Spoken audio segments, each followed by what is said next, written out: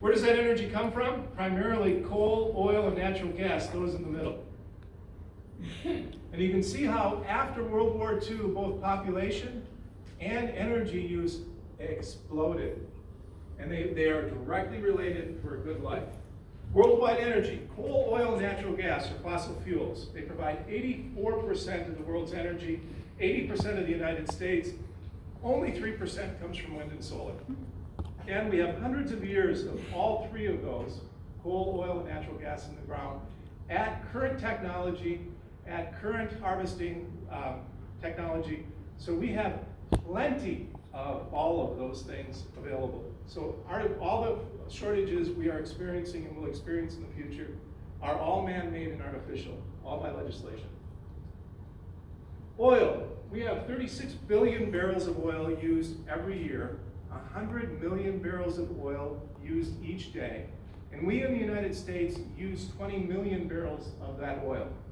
And we produce domestically about 13 million barrels, and we import about 7 million. So we actually import about 10 million and export about 3 million. There's different types and grades of oil. And it's transportation. It comes from Canada. We import it from Canada. They're a major supply. So I've said it, but it needs to be said over and over and over again. Economic growth and energy growth are directly linked.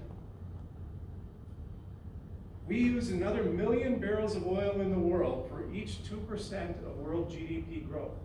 So in order to grow the world's economy, you need to grow your oil usage. This shows the fracking miracle. The yellow bars are how much over, is it 2010? How much over 2010 we've harvested more oil. We had a little blip last year and the year before because of COVID, everything slowed down a bit. But we used it, and I know in Wisconsin it was interesting because my wife was in the trucking business, and they weren't constructing roads as much, and I thought, wow, and I know a lot of you are in the state government. I called my friends there and said, you know, has the revenue from the gas tax really gone down because of COVID? And they said, well, no, it really hasn't, because the gas tax revenue went down, but the diesel revenue, because everybody's getting things shipped to them, went up to make up the difference. So the revenue coming into the state for transportation needs stayed the same in Wisconsin, but it was transferred to the delivery driver side of the equation instead of us going to work. People don't think about it, they don't really know it, but life without oil and having an enjoyable time, virtually everything we have, see, do, touch has either oil in it or as used for the energy to make it. But 6,000 everyday products, I see, from toothbrushes to things you wouldn't even think of. But importantly, life-saving medical equipment wouldn't exist without oil.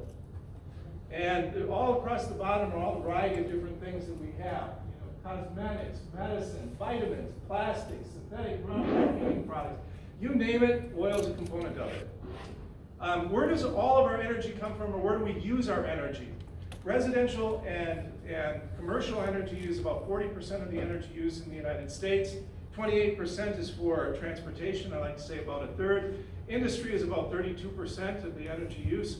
And interestingly, of worldwide emissions, and the left has stopped talking about it, and I've been reading this stuff for multi-years now, is they used to be harping on cement and steel, because cement has coal in it, and there's a lot of emissions in it. They estimate that 7% of the world's emissions, CO2 emissions, are from cement, and using cement, and 8% is from steel. They no longer talk about limiting cement and steel. Why? How do you build wind towers? Lots of cement and lots of steel. So we don't talk about that. Natural gas, 135 trillion cubic feet. 135 trillion cubic feet of natural gas is used in the world. It's really an amazing number in my opinion. And natural gas provided 38% of the US electricity last year. Last year, we exported a record 3.8 trillion cubic feet of natural gas. We're making some more export stations, and LNG is liquid natural gas. You have to liquefy it and then put it on a tanker. And we're growing that aspect, and we're going to continue to see more of that. And that's very much thank you for, we're blessed in this country with a huge amount of oil, natural gas, and coal, and we should be using it. Also, natural gas is used to make fertilizers, PVC pipes, and many other products. So not only is oil turned into 6,000 different products, natural gas is turned into all kinds of different products as well. And fertilizers are really important, and also it takes a whole lot of energy to plant, harvest, process, and bring food to urban tables. Coal, 8.5 billion tons of coal. 8.5 billion tons of coal are used in the world every single year, and it's growing. Last year, coal provided 22% of the United States electricity. And you can see by this chart here a little bit, it's the deep black line. It's been going down over time. That gold bar kind of line, natural gas has been spiking up and been making up the difference. Why? Because it got cheaper because of fracking and regulations. Obama and regime created some really expensive coal policy. An interesting aside light is clean coal technology that we use. It costs you 20% of the energy that you get from the coal.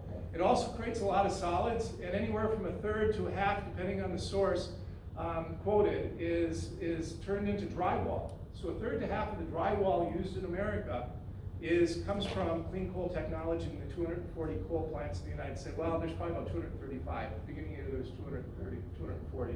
We're closing them down still, even though we're short of electricity. That 8.5 billion tons of coal is the equivalent of 41 billion barrels of oil. So the 36 billion barrels of oil in this equivalent, 41 billion, we're almost talking 80 billion barrels of oil between coal and oil for that energy used. Coal is also used for making electricity, steel, cement, graphite, carbon fibers, hydrogen, firefighting foams, medicine, tires, synthetic fuels. So coal has turned into a whole bunch of other different things as well.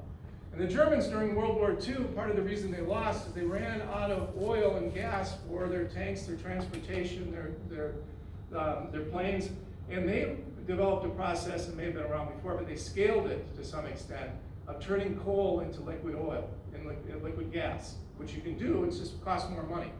And there's far more coal than the other two that we're aware of and know of, and proven reserves around the world. Moving on to wind and solar. Wind turbines, 2021. 75,000 wind turbines in the United States produce 9% of our electricity. Sometimes 2%, sometimes 35%. That's a problem for an electric grid. It's unreliable, part-time energy, and I'll get to why that's really important. Solar last year provided just 3% of the United States electricity. And electricity, again, is about a third of the, and it's not really energy. Electricity has to be made someplace else and then delivered to us. Electricity is created by making fuel, taking energy, fuel, and creating electricity. Electricity was about a third of the energy we use. Solar produces little or no power the first hour and the last hour of the day. Why is that important? Peak demand is between 5 and 9 o'clock at night when we get home from school and work. We start living our lives at home. We crank up the air conditioning, turn up the heat, start cooking, planning, watching Netflix. All those things take a lot of energy, and that's just when solar peters out. Wind often doesn't blow when it's the hottest or the coldest. It's a normal weather pattern. It's really cold, it's still, no wind, no power. When it gets really hot, it's still, no power. Electric grids, they cannot store any power at all. So all demand must be met with supply at the same time. And they have very little tolerances. They vibrate at 60 hertz, which is just 60 vibrations a second. And interestingly, the rest of the world is on 50, we're on 60. And that's why your appliances, when you take them overseas, don't work quite the same. Sometimes they won't work at all. It's kind of interesting, but they have to maintain those tolerances. The way to think about it is like a giant, like your water utility. If you have too much water pressure, it shoots out. You can't have too much. You can have too much electricity on a grid, or if you don't have enough, you turn it on, it dribbles out. But with an electric grid, if it gets to either of those points, the whole grid just shuts down, and it could be very ugly. No one's ever seen it yet, but it could be bad. Electric demand must be met with supply. I talked about that already. Wind and solar, contrary to what you've been told by the propaganda media and by the Greens, add cost to electric grids. Why do they add costs? To help people understand that, it's like you have an employee, you have a company, and you have to serve your customers' needs all the time, on demand, all the time, say Amazon. Then they get some government subsidized, mandated part-time employees. And they hire them. And the problem is that one group can only work when the sun shines and the other group can only work when the wind blows. And then they talk to all the regular employees and say, you know what, we want you to come to work, and we just want to pay you when you actually work. And those guys all say, screw you, no, we're not going to do that. We have to come and sit at standby, so we want to get paid our full wage. So he says, okay, we'll pay your full wage, and we have to pay these part-time employees too. Their costs went up. Now the screwed up world of electric utilities is, that's better for the electric utility. They get 10% no matter what. So the bigger their bills are, the more they make. And if you're a shareholder, if they can double their billing, now you're a shareholder of a company that's twice its size. So the incentives, and I haven't figured out how to fix that incentivizing. Capacity factor is really important. Nuclear runs all the time except when it's turned off. Geothermal comes out of the ground. Natural gas, that 56%, 55%, that's really a misnomer because natural gas is used to match grid demand. So it's turned up and down and throttled back, and when there's a lot of wind, it can be throttled way back or produce no electricity that goes on the grid at all.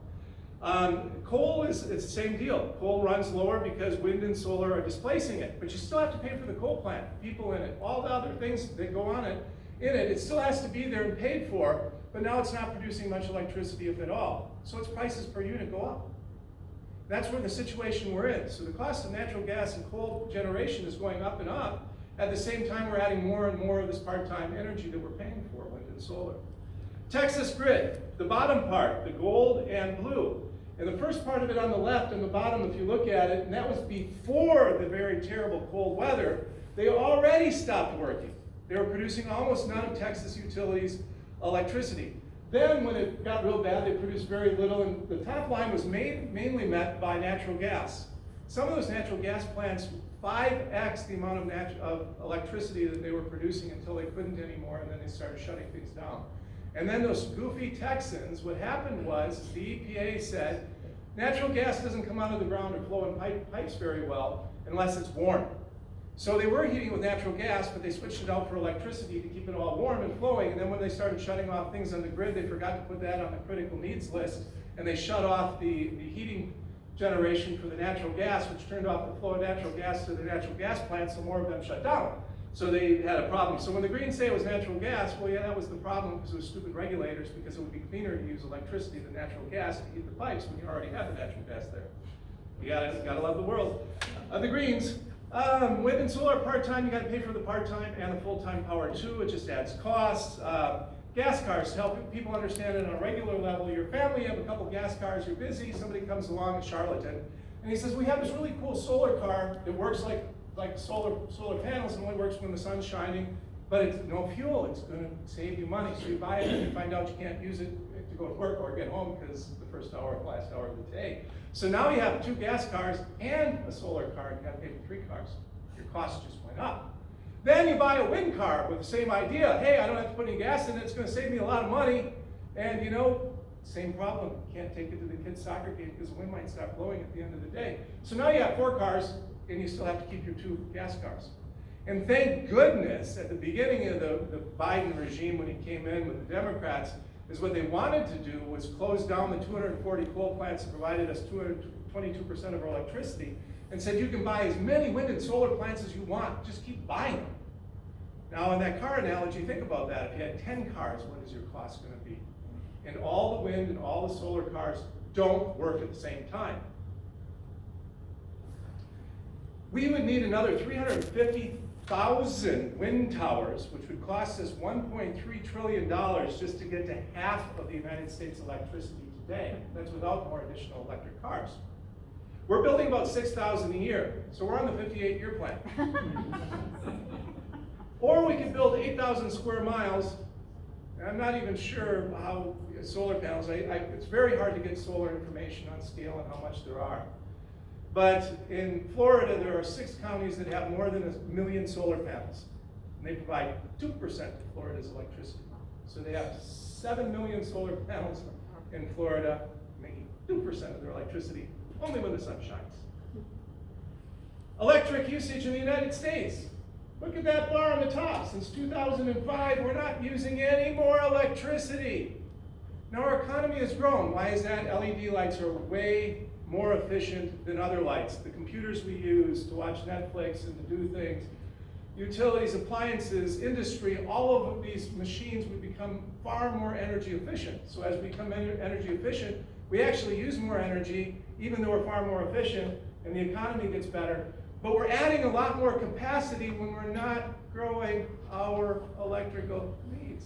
How does that make sense? This gives you a little idea of where all of our electricity across the country comes from. And up in the left-hand corner, they throw renewables in there as 20%, but only 9% came from solar and only 3% came from solar. 12% out of the whole grid, not 20%.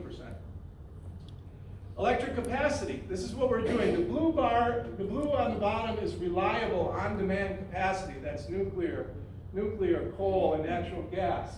You can see how that's been coming down as we've been building more unreliable wind and solar and adding that. This is the national grid.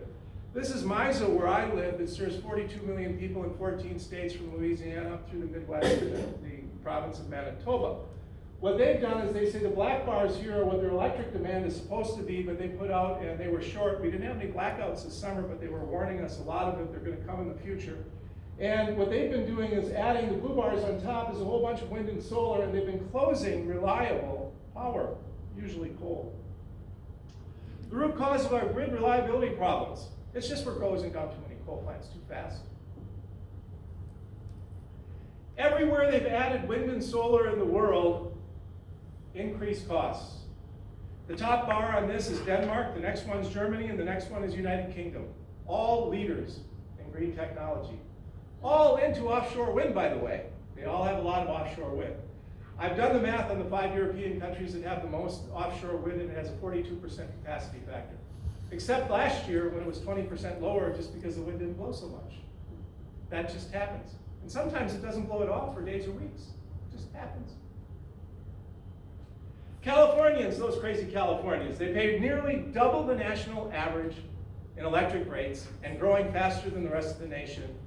And they're smarter yet. They import 30% of their electricity from other places, sometimes coal power all the way from Utah. Californians are chronically short of electricity to meet their peak demands. Just a Newsweek article, so it isn't just Frank Lassay saying it, but they actually had outages, and their governor was telling them they didn't have outages. It's kind of like how things work here, that, you know, you don't believe your eyes, I'll just tell you what you should really be thinking.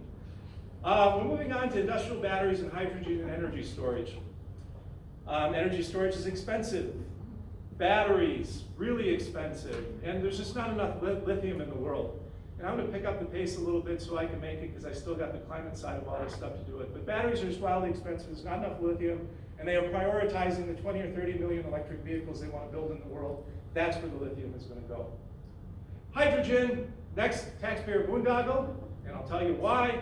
It's because 95% of the 86 million tons of hydrogen made today are made with fossil fuels. The best way to do it is to take natural gas, crack it, because it's CH4, four hydrogen molecules. And how to make it non-fossil fuel made. That's the new green dream. The Democrats' bill was $9 billion. They're dropping on hydrogen across the country. First off, you need 9 times more water. So you can't put it out west where they're chronically short of water. Then you either electrocute the water or superheat it to 5,000 degrees. It takes lots of energy to do both of those things. Then you have to super freeze it to near absolute zero. Then you have to compress it 30 times the atmosphere. Then you lose 30% of the energy. It costs you 30% of your energy to do that, and you lose 30% on the back end. So you're only netting out about half of it. And again, hydrogen is not real energy. It's created energy like electricity. It's a storage device. And the reason they're doing that is they've realized that industrial batteries are wildly expensive, can't work, we need a month of backup or more. So now the new red herring argument is, let's do hydrogen, and we'll make green hydrogen.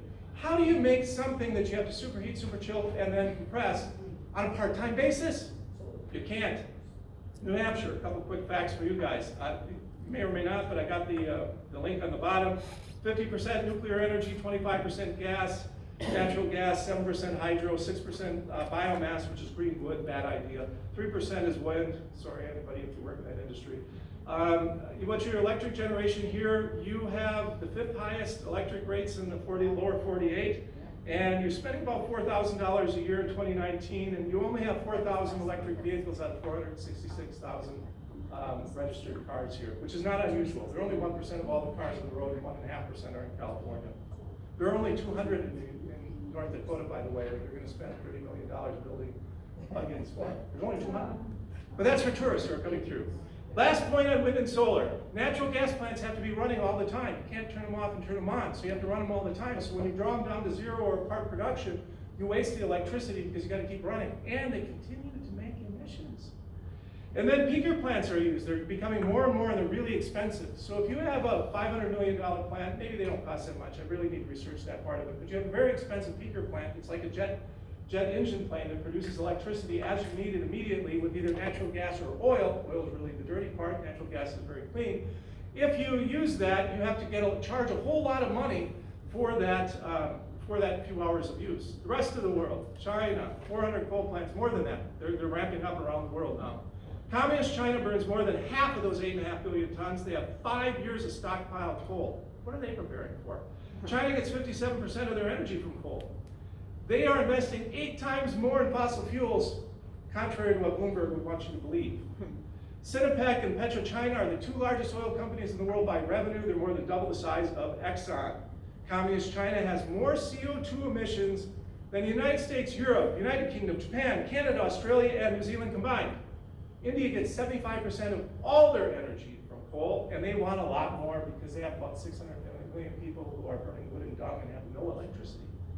Climate. Climate's always changing, and it always will, no matter what. Interglacials. This is we were talking about that earlier. The Earth's always been getting hotter and colder, and we're in an interglacial on the far right-hand side, and that's natural. It's going to happen. We should fear a coming ice age. It'll happen sometime in the next 100, 2 or 3 or 4 or 5, 10,000 years. No one knows, but it'll happen. The Earth was warmer during the medieval warm period and the Roman warm period. Both of those times were warmer.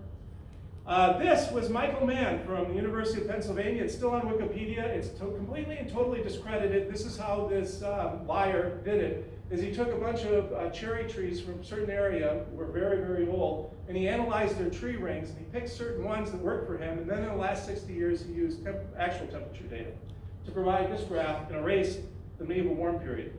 That has factually been discredited. He has been to court because he sued the people who said he was BS, and he wouldn't turn over his data or any of those other things, and the courts have ruled against him. Vikings grew barley in Greenland. We have proof of that. 5,000 years ago, there's 5,000-year-old trunk tree stumps coming out from underneath glaciers. This is just to show you that back in 1934, when this article came from, tree roots pierced bodies of Vikings who lived in Greenland. I don't think they chopped into the permafrost to stick Vikings down there so the trees can grow through. Peer-reviewed studies, 5 degrees warmer during the Roman climate optimum. This is what New Hampshire's temperature is like. It's actually a 2.5 degrees over 100 years. This is the monthly average temperature. You can see your winters are a little less cold than they used to be. That's bottom right-hand part of the graph. This is the United States, only 1.5 degrees over the same period of time. We have less hot days. Our growing seasons are 20 to 30 days longer. No one talks about that, but I would say that's a good thing. That's why the rapeseed season is a little earlier, because it's a day or two earlier. Rainfall in the eastern half of the U.S. is up about a third of an inch, or about 10%. It's more accurate to say our blue-green planet is less cold, not warmer. And then, on top of all this, NOAA, our esteemed temperature record keepers, cook their books. They lie to us. One way they do that is they have 1,200 stations stationed all around the United States.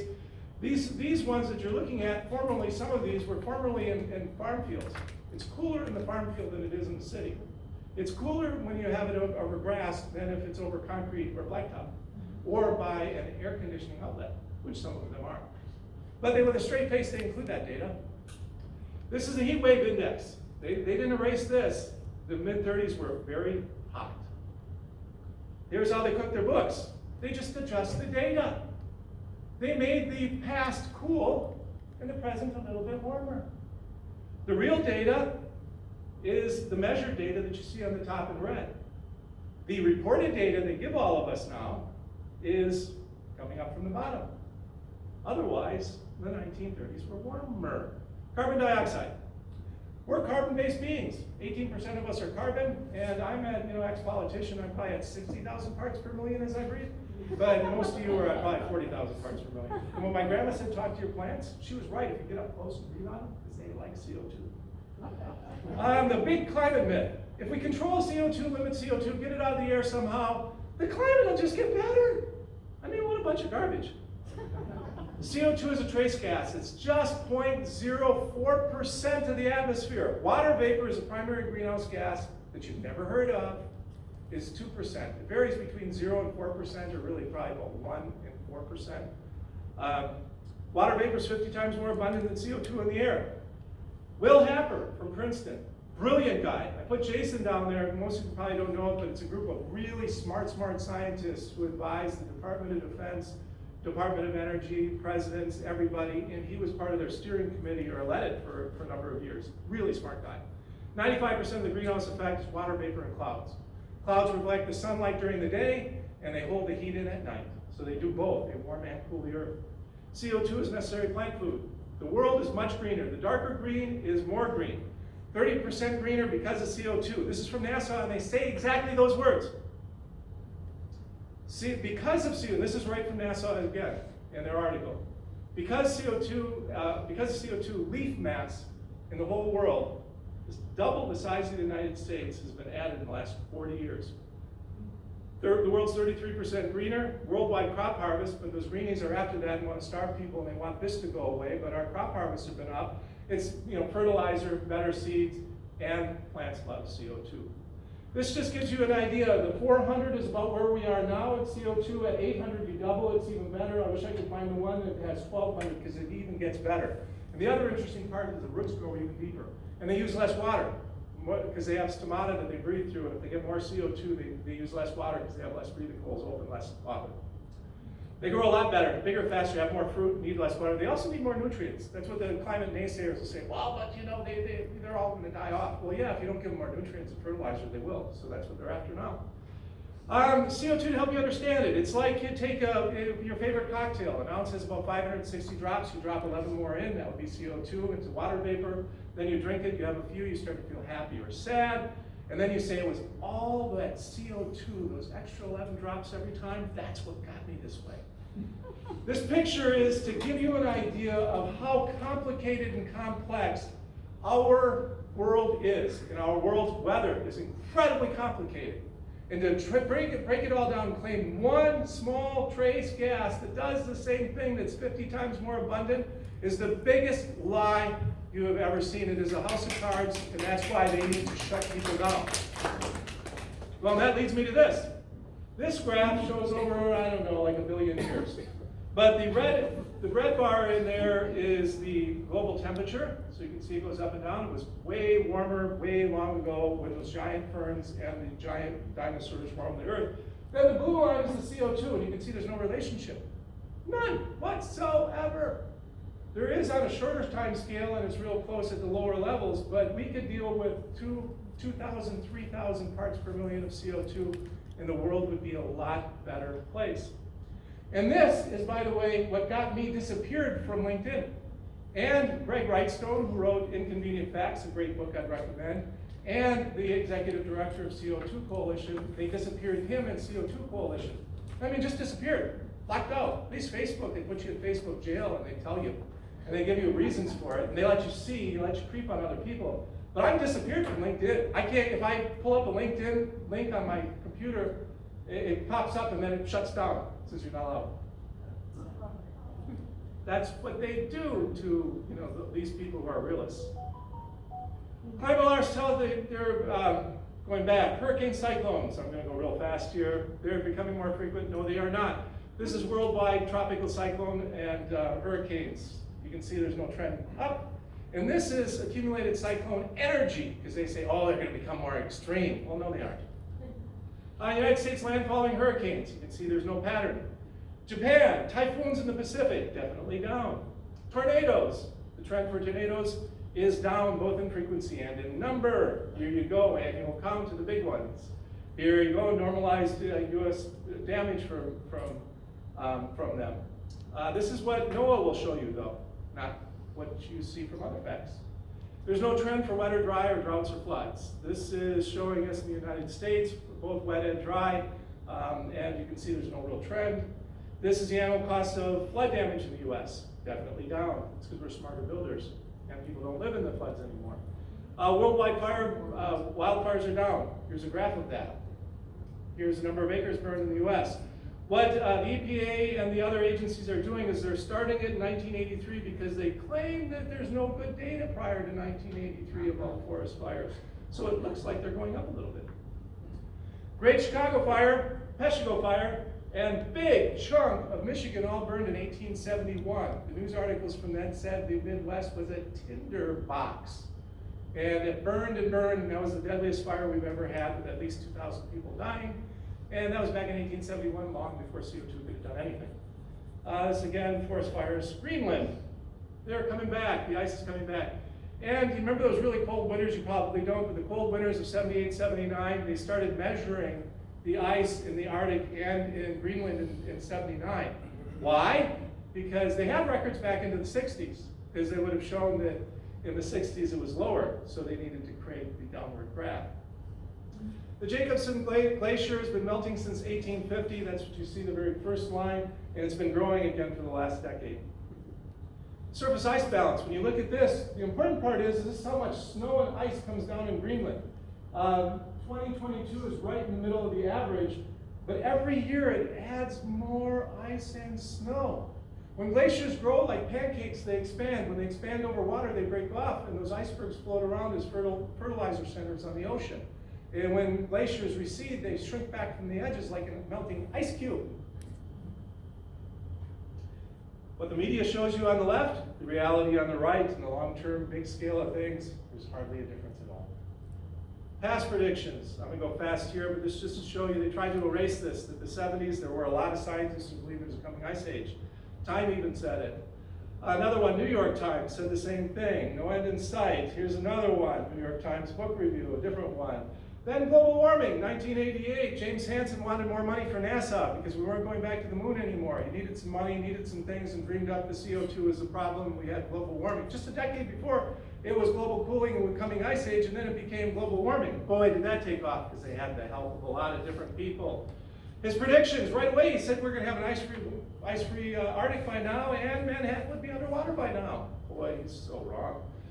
This is what 1920 looked like in New York Harbor and what it looks like in 2020. This is what 1960 looked like in Fort Lauderdale, and this is what it looks like now. This on the other side of the world, where they actually sea level isn't rising at all in Australia. They must have a very stable continent, but you can see that this Sydney Harbor hasn't changed at all. They claim that the Pacific Islands are shrinking, about 70 to 80% are actually growing. And they keep telling us that they're shrinking. We should send them money, but they aren't. Al Gore, that genius, he said that man-made global warming was going to make us all, ice-free. I already showed you that. Plenty of sea ice.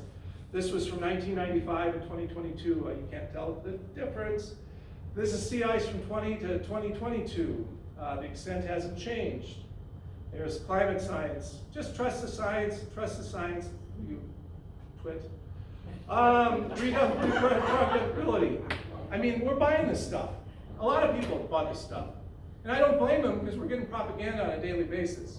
The facts I'm showing you here from reliable sources, and I'm happy to share this with you. Most of them have the links, and I'm happy to give you the links. But they're telling us something different. You know it, you hear it, you hear it, you hear it, you hear it, you hear it. It's built into everything. Oh, all these things are getting worse, when in fact, they are completely lying. Where are the fact checkers? The fact checkers took a break since Biden got elected. Michael Crichton, State of Fear, great book, by the way. It's about climate change and the scam of the climate change. You should read it. But he said, it's consensus is business of politics, not of science. Consensus is irrelevant. The greatest scientists are those who broke with consensus. When they asked Albert Einstein, how do you respond to the book 100 Scientists, the Germans wrote a book, 100 Scientists Against Einstein, saying his theory of relativity was all BS. And he said, why 100? If I were wrong, it would only take one. Then the deniers, I had deniers now that I communicate with on occasion, say, that book wasn't real, that was all made up. Well, guess what? It's been translated in English, and you can buy it on Amazon if you want to. There's no such thing as consensus in science.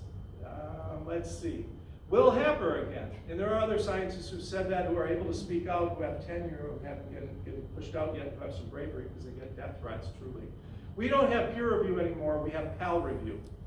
Client science has been corrupted. And what these scientists know that if they do not participate, they will not get funded, they will get fired, they will not be invited to cocktail parties anymore.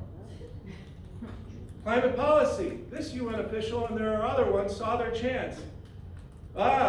We at the UN, redistribution de facto of the world's wealth by climate policy. One has to free oneself from the illusion that the international climate policy is environmental policy. That has nothing to do with the environmental policy anymore. They saw their chance to get money and become relevant. They took it. Net zero is impossible. Attempting it is very expensive. John Kerry even says, not when 90% of the planet's emissions, global emissions, come from outside the US borders. We could go to zero tomorrow and the problem isn't solved. No kidding. He negotiated the Paris. These are all the climate agreements that we've done. Put over the top of CO2. Not a single one has made a lick of difference. And he was the primary negotiator for Obama on the Paris Agreement that Trump took us out of and Biden put us back in. And it's really voluntary, and China and India are exempt. It's the craziest darn thing. But we're supposed to make bigger commitments, even though we're not meeting the full commitments. He just tells us that it's going to transfer. This is the main point here: is it's going to transfer energy dominance to China. We shouldn't spend trillions of our money on this because it's unnecessary. You can't fix the climate, change the climate. The climate's going to do what the climate's going to do. Net zero is going to cause our electric rates to at least triple. Net zero will cause job losses, sending them to low-cost nations around the world. Net zero is impossible without drastically reducing the energy usage of everyone. They've invented a carbon credit card, by the way, to track all your carbon purchases so they can foist on us and say you've got a carbon allotment for the month. And then you come to the end of the month, you're going to go shopping, you can't buy steak, or you can't buy that plane ticket to visit grandma. No sane person or society would artificially limit their made food supply before lining up their replacement supply. So if I went vegan, I'd make sure I have a lot of veggies to eat before I cut off my meat supply. Net zero is limiting the production. And I took out the slide that says energy is food for the economy. So limiting our energy, primary energy, before you have other energy lined up is crazy starvation. So only the West is attempting net zero. It's only us. It's only us. The crazy Europeans, the United States, Canada, New Zealand, and Australia. The rest aren't doing it. And they think we should send them money too, because we've got the benefit of all this, and they should get money too. So why are they in on the scam? They're exempt and they get money from us. What could go wrong? Refinery capacity and Biden's net zero energy policies are the constraints on U.S. oil supply. It's completely artificial. Less supply means higher prices. Democrats say California is the model for climate action. Its blackouts say otherwise. I mean, it's just, you can't make it up. Oh, goodness. We should not be adding more, this is Frank Lassay here, we shouldn't be adding more part-time, unreliable wind and solar electric grid and when our demand hasn't even increased. But we keep adding supply. And we wonder why costs are going to go up. And the reason we haven't noticed it to now is because we've added very small amounts of dribs and drabs. And because of the fracking revolution, the cost of natural gas literally dropped by 75%. So as they were adding more and more and more wind and solar, our actual costs, we should have all had our electric rates go down, but they didn't. We should be pro-fossil fuels. We should be spending billions on real fossil fuel replacement. Isn't it 100 or 200 years we might need some real replacement for it? It would be good to have some other things. It would be good to have other options. Energy security is more important today, next year, and the next decades than expensive energy insecurity just to pretend to cure some distant climate change problem that may or may not happen 50, 100, or 200 years from now. Climate resources. Some of the places you can go to get some real good information. I'll leave this up while we talk. I'm just a couple minutes over. So I was able to get us keep my time, which sometimes was hard for me because you know I'm an ex-politician and we like to Why? Truth and Energy and Climate Realism, that's with Heartland. Heartland does climate realism.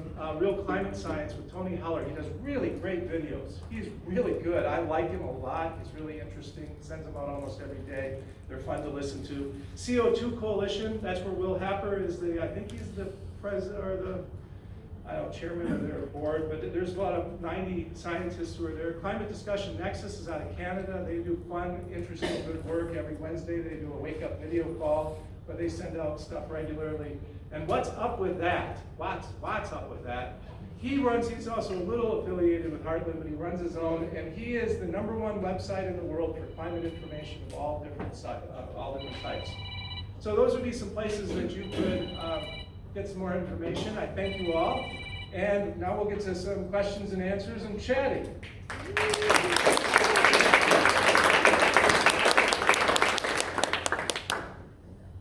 All right, Frank. Oh, let's see if we can make this. Test.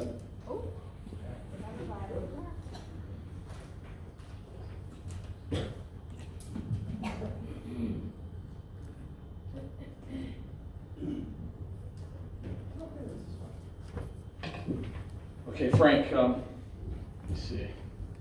Good luck with that one. There we go. I think there's a button on it. So Frank, we're going to have questions, plenty of time for Q&A, but I'd like to first ask you the first question to kind of lead it off. There we go. Can those slides or a subset of them become available to all the folks here? Yes. Okay. I'm happy to do that either through you or. Yeah, if you send it to me, I can. If people are interested, we'll send you the slides. Okay. And my first real question is, we've seen the price of gas go up, and recently it's gone down a little bit. And can you talk about, what has driven some of those increases and decreases, at the gas pump? Some people say it's the releasing of the reserves. Other people say it's Ukraine. Yeah, do you have a feel for that? Yeah, there's a couple things. First, you have to understand that oil is a worldwide commodity. And back in the 70s, when we had the oil shortages, those wonderful Britons, the UK, they had their own national offshore oil, was owned by the government. They owned their own refineries, and they had plenty of capacity to meet their own needs within their island nations. So they thought, hot dog, our economy is going to be humming. But then they found out that people bought their cheap oil and they siphoned it off and found ways to ship it out, and their prices rose to worldwide prices, and they had short energy just like anywhere else. And then Hawaii, I don't know, in the last decade, they got this bright idea that they had people complaining about their gas prices in Hawaii, and they thought, well, we're an island nation unto ourselves, and we can just limit the top price that people will pay at the pump for gas, because we as the government are all powerful. And they did that, and then they were promptly ignored, and then they just gave up enforcing the law and repealed it, because the choice was no gas, or gas at the price that everybody along the way could make a little bit of a profit. What we have in our country right now is that our refinery capacity, because we have an administration and others that say, days of fossil fuel are ended, and if after you looking at these facts, I don't know how you could believe that that's really the case, not anytime soon. But therefore, we aren't going to invest, and it's hard to get money lent to them. That's another part of this. ESG is another whole presentation you guys should see. But it's corporate wokeism and choking off the money supply and the insurance to the oil industries and the bad industries out there. It's nutty stuff. So our refinery capacity right now is running at 93%. And I'm actually surprised we haven't seen a larger jump, or maybe the prices are climbing, particularly for me in the Midwest, because the refinery in Ohio burned and caught fire. We still have one offline in Texas. So we have refineries around the United States, but we haven't added any new capacity. And in fact, we took some of the capacity off during COVID, and they aren't adding any. Again, kind of like the utilities, and the same thing with the oil companies. Shortages drive prices higher. Now, I talked to some of them in the industry, and they said right now the cost of steel, getting product, getting things to build more wells is far more expensive, 50% higher is what they're saying. But the cost of taking it out of the ground isn't a lot more. So if your refinery capacity is limited but demand is higher, prices are going to go up, and that refinery makes more money. So you can't really blame the refinery, but why would they invest literally tens of billions of dollars in something they're gonna need to successfully get product price or pay back over the next 20 years when they're being told we're putting you guys out of business and all the headwinds against them, and the fact that existing refineries will make more money with prices climbing up. Okay, we'll take some questions. Tim? Hey, thanks, Frank. Thanks for helping us answer the number 2 question on everybody's mind. You know, aside from inflation, it's the electric bills. So I'm Tim McHugh. I'm running for state rep in Merrimack. We hear put fuel in the tank, food on the table, and what the heck's going on with our electric bills? One of the small business guys handed me a stack of electric bills. They went from $1,500 to $5,000 in 1 month. And those are the real numbers. The day before the primary slapped them on the breakfast table. So aside from what the heck do we do with this, it's the long-term answers. I've got 3 older brothers. I'm the baby of the family by 8, 10, and 12 years. And believe it or not, one is in new nuclear.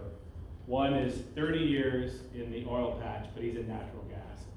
And the other, believe it or not, is in clean hydrogen. So it's true. So settle a bet, and I've got just the tiniest bit of knowledge in each. I literally know nothing. I'm in that device. So settle a bet. If you've got to pick one and give a couple of tiny talking points to our constituents with like, what's the long-term answer for New Hampshire? Is it fracking for 25 TCF of natural gas, or is it modular, safe, new nuclear, or is it something else? Does it solve the catalyzer problem and, you know, green hydrogen 30 years from now? Which is it? Because you're the expert, and I really don't know the answer to tell our regulators. You know, like, let's put the money in nuclear. Like, that's what I think, maybe, but I really don't know. I really don't know what the answer is.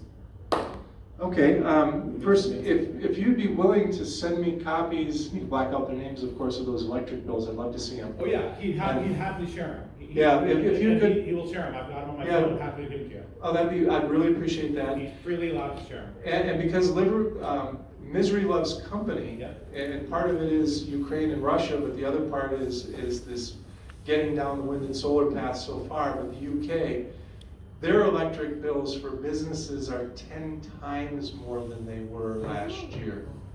They have their pubs and restaurants and bakeries are closing because they can't keep their doors open. So, and that's a direct result of their crazy policies, but now they're going to start fracking.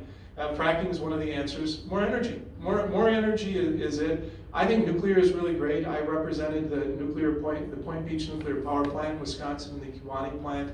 Under my watch in the State Center, they closed the Kewaunee plant. They invested about $350 million so it would work for the next 20 years, and then they couldn't get long-term contracts because wind and solar drive the cost down because it's so heavily subsidized, and it screws up the marketplace completely. So they literally, a year after investing huge dollars, hundreds of millions, they closed it down to the cost of hundreds of millions and put 600 people of my constituents out of work. So I had to deal with all of that. And the big tax revenue that was lost for all the communities because they pay taxes for the schools and counties and cities. Nuclear is really great. We should be figuring out, it is the safest, most effective form of energy available. It truly is, factually, and I remind people that we have 70 years of experience with nuclear destroyers, submarines, and in war, and modular running around the oceans. So we have long experience. Almost no one anywhere ever has died. People point to Fukushima.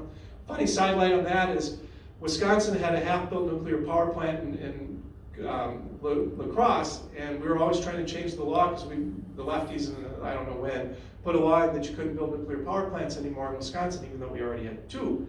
But I was going to introduce a bill again in that session to remove that prohibition on new nuclear power. I was going to go to press the morning of Fukushima. And I said to the staff, nope, no press on that, don't introduce that bill, next session.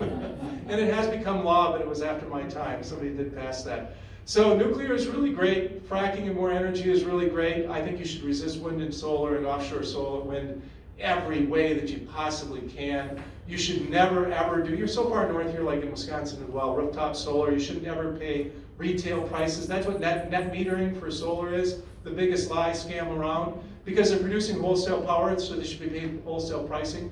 My little story with that is when I was a kid, I picked raspberries for my grandma, and she would sell them to the local grocery store, and they gave her 60 cents on the retail price. And I was like, gee, that hardly seems fair, Grandma. And she said, well, that's the wholesale price. That's what they can get them for, so that's what they give us. Fair enough, but the idea would be she'd get retail price and just, other people would pay for it. That's not the way the world should work. So I would resist those things because they're part-time and unreliable. And going back to that story of, paying double, it makes zero sense. Hydrogen is not really an energy again. It's like electricity. It's not primary, it's secondary. You gotta make it from something else. So it sounds nice, it's a storage device, but there's a whole lot of real problems with it. And we just have no infrastructure at scale. Think of that 100 million barrels of oil a day, or the, all of the natural gas. We have infrastructure for all of that. The unique thing about hydrogen is it's very volatile. If you remember the Hindenburg blew up. But it also is so small, it penetrates everything. So if you put it in one of these plastic things, it would leak right out of this. It'd go right through the walls of this plastic. It'll go right through metals, and it makes the metals brittle, and then they break. Aluminum is the one thing that it doesn't penetrate, so you have to line everything in aluminum. And there's only 11,000 hydrogen cars in the world, 11,000 out of almost 2 billion vehicles. So, and all of those have a really sturdy tank, because if they crash into something and open up, there's an explosion and everyone dies. Thank you. Joe? Yeah, where does the data come from that like AOC and the others, when they started doing it? We don't solve the problem, the world's gonna end in 12 years, now it's down to 9 years. Where are they getting that data from? Since scientists say that we need to go to the zero, solve our climate problem, or in 9 years we'll be out of business. They get the data right there. They just pull it out of the thin air. It's the same way we make nitrogen fertilizer. There's no UN policy document like the IPCC? No, they're just statements. And the 97% consensus was an Obama statement based on a falsified study by John Cook from Australia. Well, actually was originally, but John Cook is a climate activist professor who made up this lie and just excluded everything except for a handful of scientists who said that CO2 is the problem. So it's based on lies and just made up, wholesale made up. Well, like you have James Hansen kick this off, who just, New York's gonna be underwater, the ice is all gonna melt, and nobody calls him on it. And we have our representatives in Congress that says, oh, he's a climate prophet. And I mean, they still say this. And say in the real world, they go, out of here. Frank, I think we know the answer though, Joe. It's the same people doing the Maggie Hassan ads. Yeah, so I just, before we get to another question, what's the prime motive of the climate scare? I mean, I always think follow the money. Did somebody make this up to make a lot of money? Is it a religion where you just believe what you want to believe? Do you know the prime motive? Because there are a lot of smart people who've signed on to the climate hoax. Can you kind of get the ground truth? What was the famous bank robber who said, why do you rob banks? And he said, that's where the money is. That's where the money is? Well, yeah, that's where the money is. I mean, if you're a scientist and you want to, you have a passion for snowshoe hares, getting money to study them probably won't happen, but if you connect it to climate change, you probably get some money. And then if you come out with a study that says it really won't matter, they'll adapt, you'll never get money again. But if you come out and say, you know what, in fact, it'll kill the foxes and it'll ruin the forest, well, you get